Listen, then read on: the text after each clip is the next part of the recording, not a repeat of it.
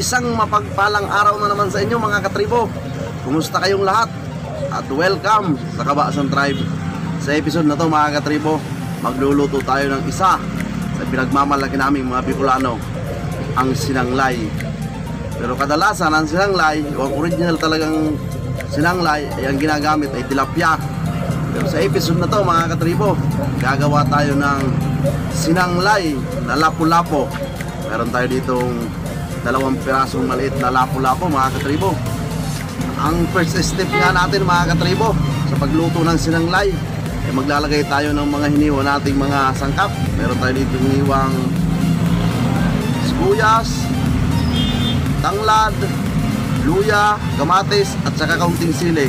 May paminta na rin ito sa kaunting asin mga katribo. Ilalagay na natin dito sa loob ng lapu-lapu. Pinahiwaan ko pala ito dito sa likod para hindi matapon yung ipapalaman natin. At naglinis na rin tayo ng kamay mga katribo. Lagyan lang natin sa loob para masarap. Ang lapu-lapu kasi masarap din sa mga in-steam, sweet and sour. Subukan naman natin sa sinanglay kung ano yung magiging lasa niya. Yan. Tatin muna natin yung isa. Tapos balutan natin ng pichay. Tanggalan natin ng tangkay.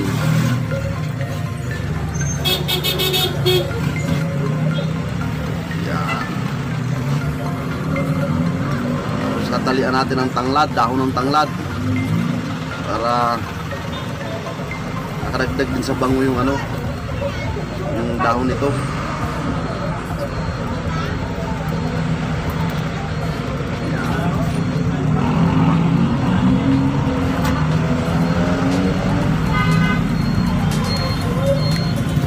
Dali lang ito mga katribo. Dali lang ito lutuin.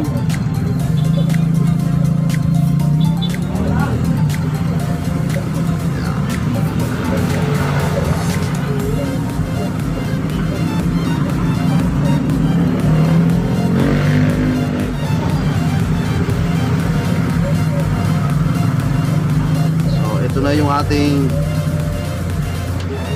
binalot na lapu-lapu mga katribo. Yung isa hindi ko na ipapakita sa inyo kung paano natin ibalot. Update ko na lang kayo mamaya matapos ito para magluto na tayo mga katribo. Umpisahan na nga natin magluto mga katribo. At dito sa ating kawali, isasalansan lang natin itong ating mga iniwang sangkap.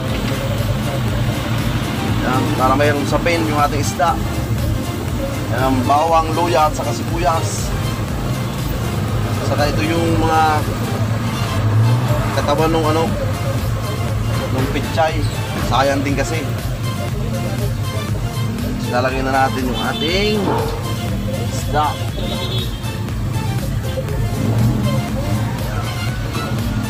Tapos tanlad. Lagyan natin ng kaunting asin. Yan. Kaunting paminta. Yan, okay na. At ang ating pangalawang pigang gata. Yan, okay na. At syempre ang ating ceiling green. Hindi natin kalilimutan niya. Kasi yan sa magpapasarap sa ating sinanglay. Takpan natin. Update ko na lang kayo maya maya mga katribo. Double check natin mga katribo.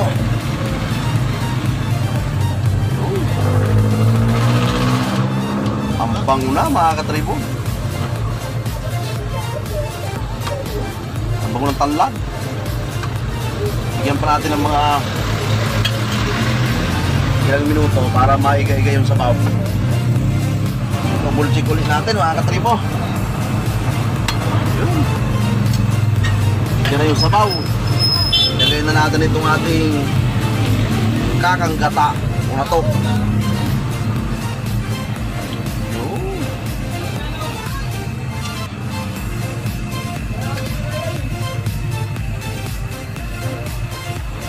Haluin lang natin para maluto yung sarap.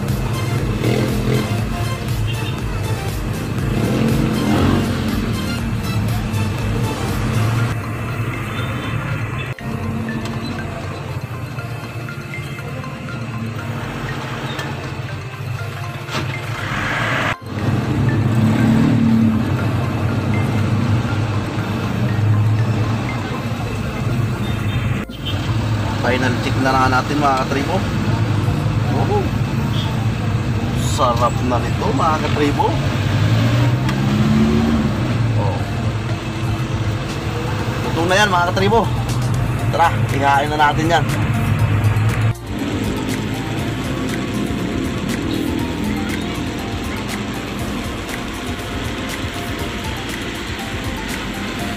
Luto na nga itong ating sinanglay mga katribo. Mukhang napakasarap. Tara, mukbangin na natin ito. Pero bago natin mukbangin ito, magpasalamat muna tayo.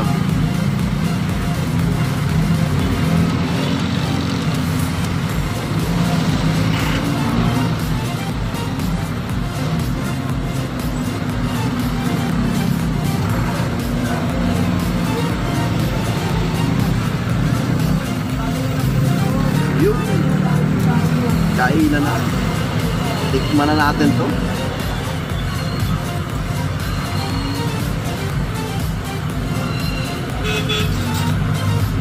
Kamayin lang natin mga katribo para malasap natin yung sarap.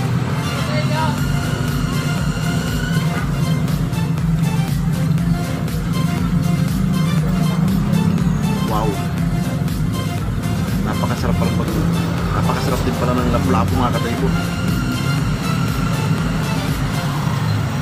Grabe.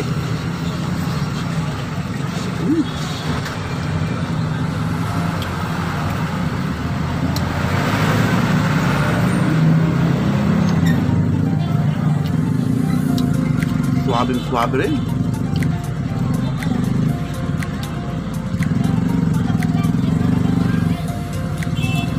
Luminamnam din yung laman.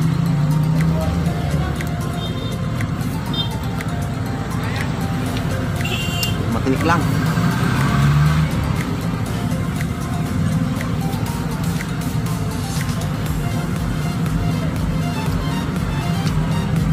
Time po.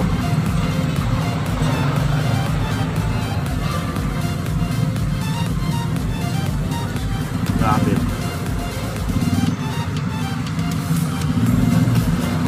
Try nyo ito mga katribo. Uking-ukid na lasa.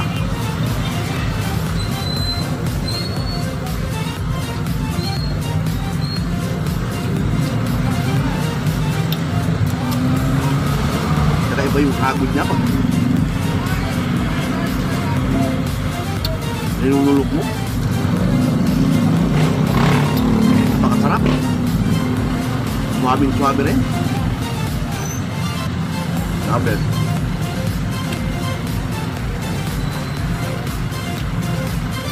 Ito ang sinanglay version ni katribo.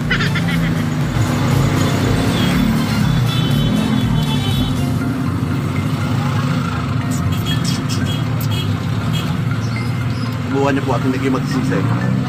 Masarap talaga.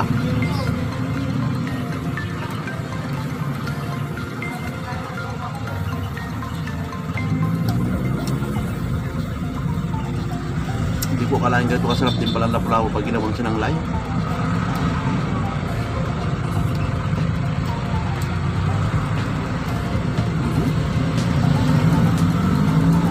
Sarap ng laman. Ito yung palaman niya.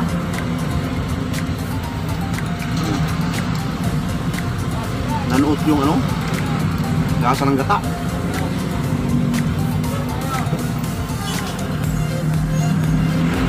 Medyo matinik lang. So, ang sarap pa rin. Promise mga katribo. Swabing swabe.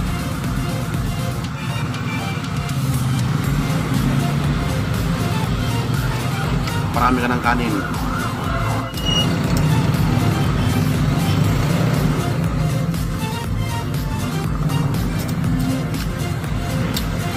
Grabe.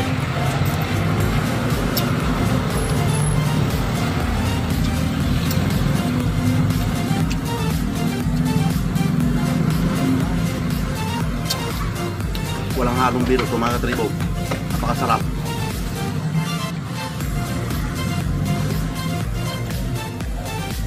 Swabing swabe.